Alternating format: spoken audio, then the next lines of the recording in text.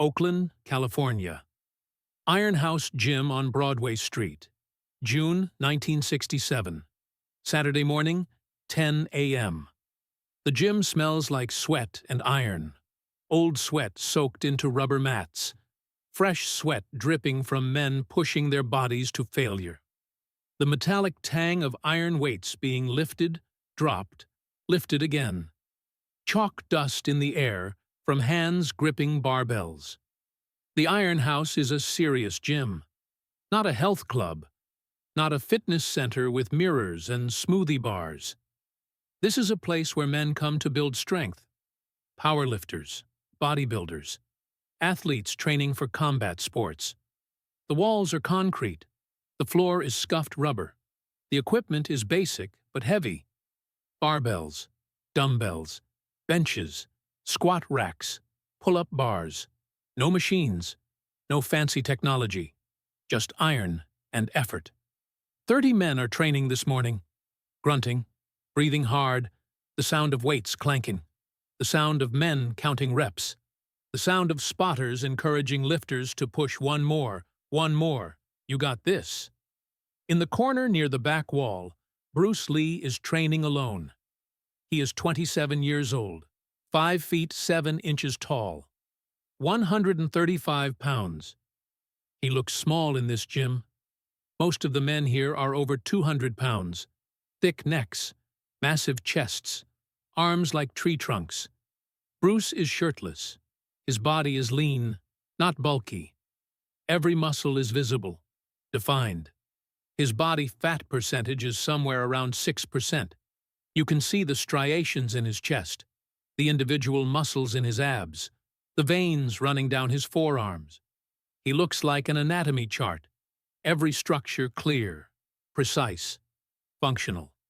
He is doing push-ups, but not regular push-ups. He is balancing his entire body weight on just 2 fingers of his right hand, his index finger and his middle finger. That is it. 2 fingers supporting 135 pounds of body weight. His body is perfectly horizontal, straight line from heels to head. His left arm is behind his back. His legs are together. His core is tight. He lowers himself slowly. His chest descends toward the floor, 2 fingers bending slightly but maintaining perfect control. He stops 1 inch from the ground, holds, then pushes back up, slowly, controlled, returns to the starting position. 1 rep.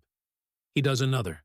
Same control, same form, breathing steady, face calm, like this is easy, like this is just warming up. Across the gym, a man is watching. His name is Mike Thornton, age 32, 6 feet tall, 210 pounds, bodybuilder. He has been training seriously for 8 years. He competed in the Mr. California competition last year, placed 5th. He has massive arms, 19-inch biceps. He can bench press 350 pounds. He is strong. He knows he is strong. Everyone in this gym knows he is strong. Mike is doing dumbbell curls when he notices Bruce in the corner, doing those weird push-ups on 2 fingers. Mike stops mid-curl, sets down his dumbbells, watches. Bruce does another rep, another. His breathing stays calm. His form stays perfect. No shaking, no struggling, just smooth, controlled movement. Mike walks over, stands about 10 feet away, arms crossed over his massive chest, watching with skepticism. Bruce finishes his 10th rep, pauses in the top position, still balancing on 2 fingers. Then he switches hands, moves his right hand behind his back, places his left hand down, now balancing on 2 fingers of his left hand, index and middle finger, starts again, lowers down, pushes up. Mike says loud enough for Bruce to hear, "That is fake." Bruce does not stop, does not look up, just continues. Another rep. Another. Mike says louder, "Nobody can actually do real push-ups on 2 fingers. You are using some trick, probably pushing off your toes or something." Bruce finishes his 15th rep on his left hand. Then he stands up, slowly, calmly. He is not breathing hard. He is not sweating much. He looks at Mike. Mike is a foot taller, 75 pounds heavier, arms twice the size of Bruce's arms, chest like a barrel. Mike looks down at Bruce. Bruce says quietly, "It is not a trick." Mike scoffs. "Then prove it. Do it right here, in front of me, so I can see you are not cheating." Bruce does not get defensive, does not get angry, just nods. Okay. He gets down on the floor, right there in the middle of the gym. Several other men stop training, turn to watch. Word spreads quickly in a gym. Something interesting is happening. Within 30 seconds, 15 men are watching. Bruce positions himself. Right hand only, 2 fingers. Index and middle finger flat on the rubber floor. His left arm behind his back. Legs together.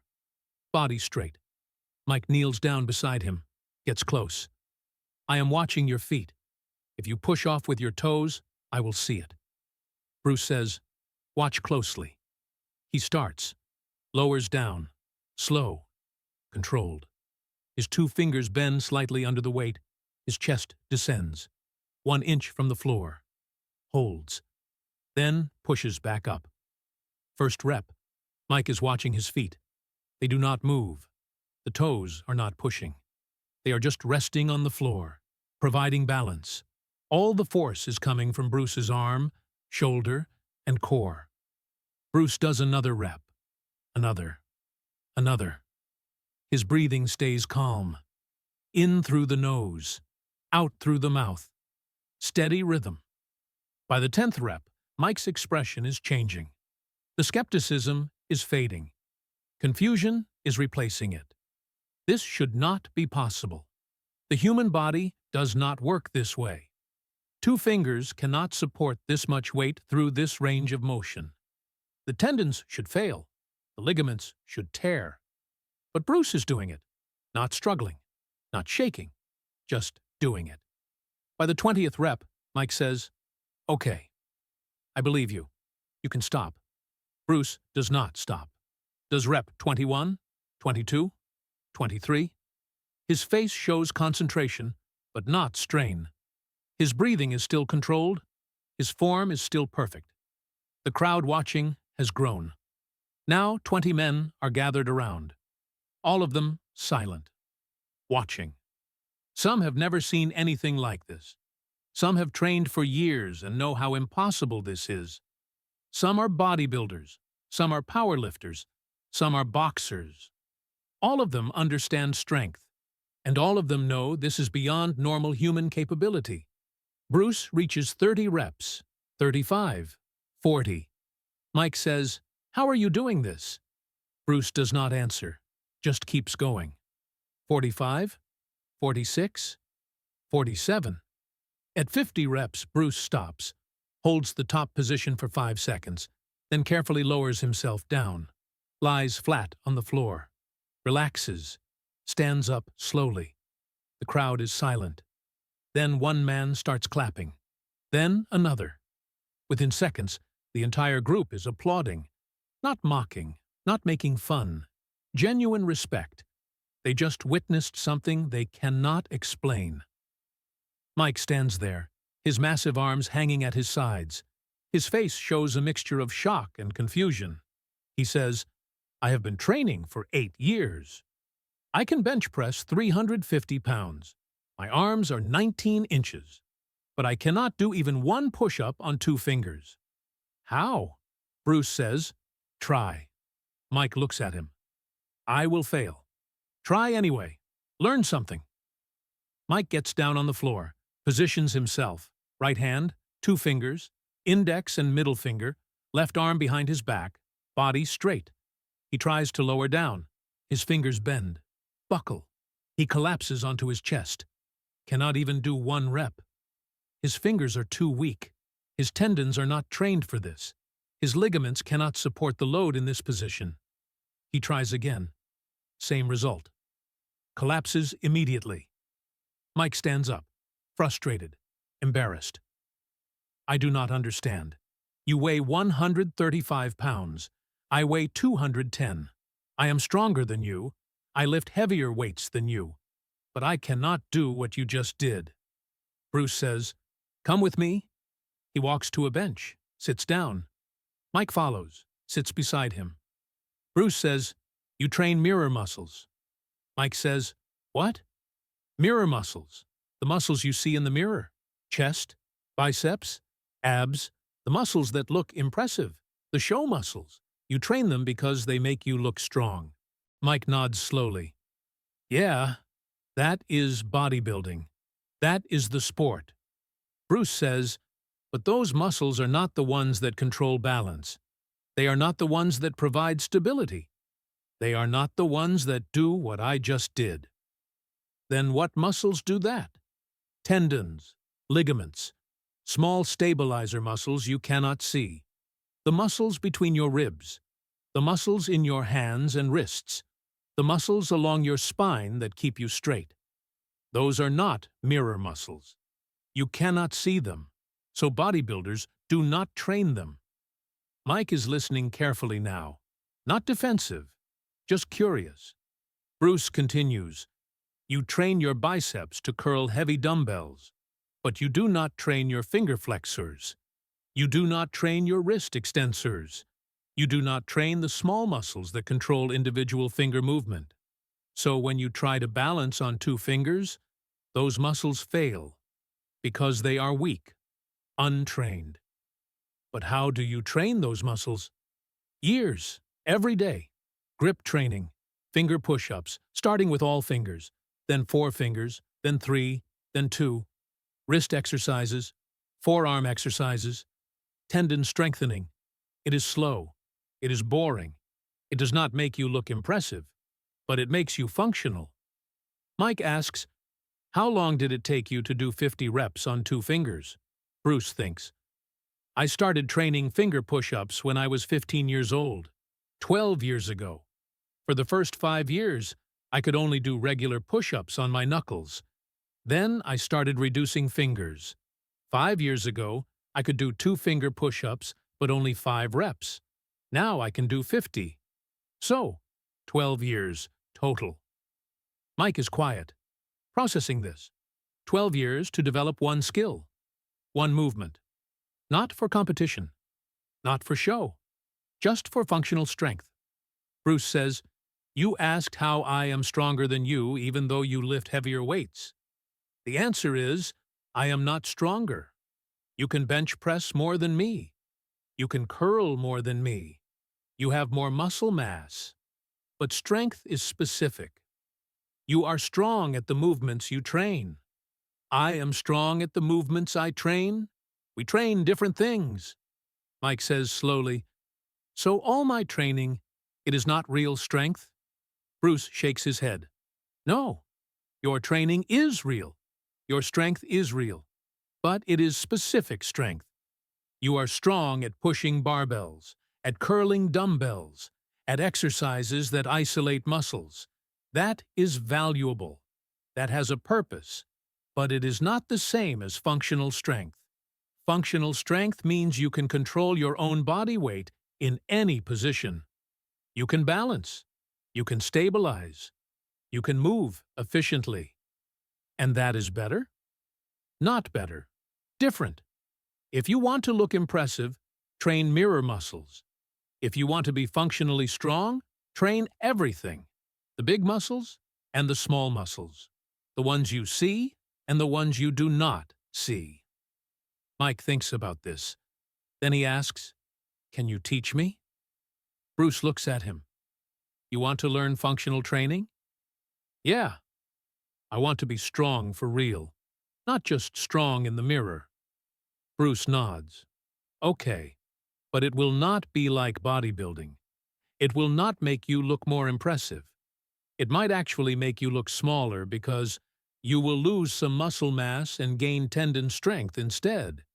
You will not lift as heavy weights because you will be training balance and control instead of maximum load. And it will take years, Not months, years. Mike says, I do not care. I just watched a guy who weighs 135 pounds do something I cannot do at 210 pounds. That means I am missing something. I want to learn what I am missing. Bruce extends his hand. Tuesday and Thursday evenings, my school in Chinatown. Bring workout clothes. Expect to start from the beginning. Even though you are strong for this type of training, you are a beginner. Mike shakes Bruce's hand. I will be there.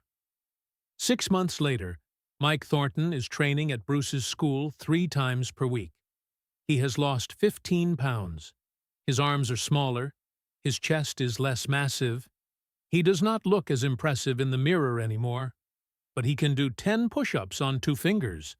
He can balance on one leg with his eyes closed. He can control his body in ways he never could before. He moves better, feels better, performs better. He opens his own gym in 1970. It is not a bodybuilding gym. It is a functional training gym. He teaches what Bruce taught him. Train the whole body, not just the parts you see in the mirror.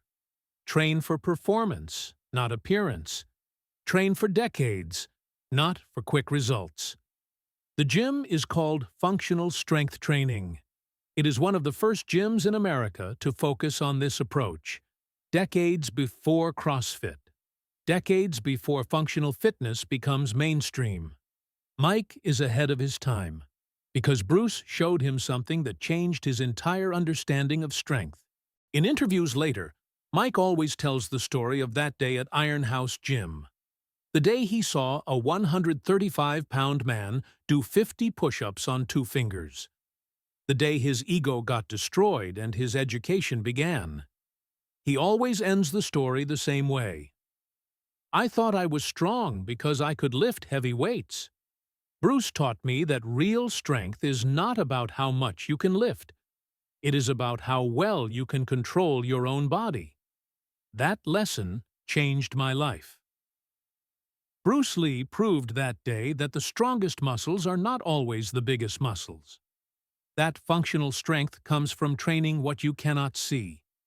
That true mastery takes years of patient, boring, unglamorous work. 50 push-ups on 2 fingers. Not to show off. Not to prove anything. Just to demonstrate a simple truth. What looks impossible is just untrained.